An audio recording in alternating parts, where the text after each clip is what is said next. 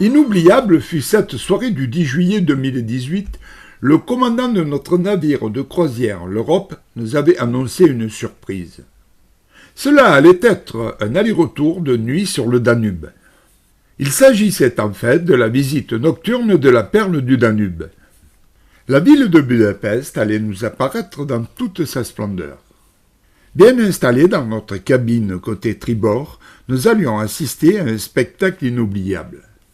Ce furent tout d'abord les joyaux de Pest implantés sur la rive gauche que nous allions admirer. Le pont des Chênes, magnifiquement éclairé, fait partie des 7 ouvrages permettant de relier Pest à Buda.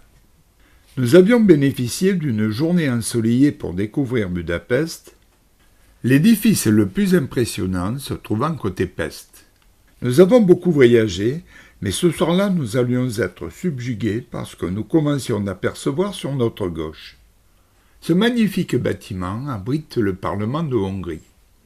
Il fut inauguré au début du XXe siècle. Il s'agit du plus grand bâtiment de Budapest.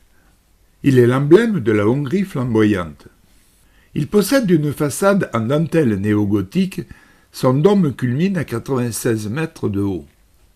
Le dernier jour de notre voyage, les autres croisiéristes étaient unanimes pour désigner ce bâtiment comme étant le plus beau rencontré au cours de notre séjour. Nous nous éloignons petit à petit de cette merveille d'architecture, c'est non sans regret que nous allons la quitter du regard, car notre bateau atteint maintenant les abords du pont Magedit.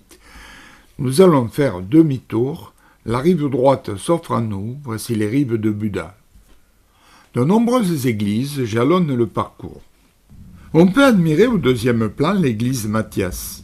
Son toit est couvert de tuiles vernissées, on la reconnaît de loin grâce à son clocher unique. En effet, elle n'est pourvue que d'une seule tour, la seconde ne fut jamais réalisée par mesure d'économie.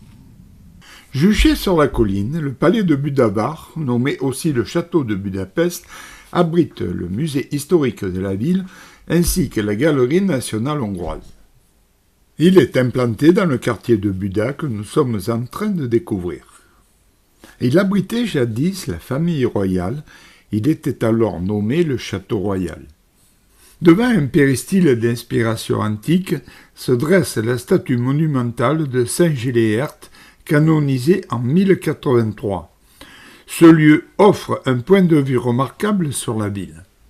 Le pont Élisabeth est un ouvrage assez récent, sa mise en circulation date de 1964.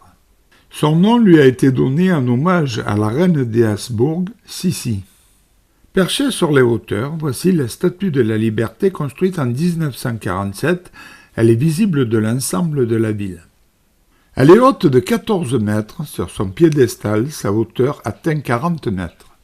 Elle représente une figure féminine qui tient au-dessus d'elle une feuille de palmier. Elle fut réalisée en l'honneur des soldats qui ont libéré le pays à la fin de la Deuxième Guerre mondiale. C'est à proximité du pont de la Liberté que s'achève notre visite nocturne de Budapest.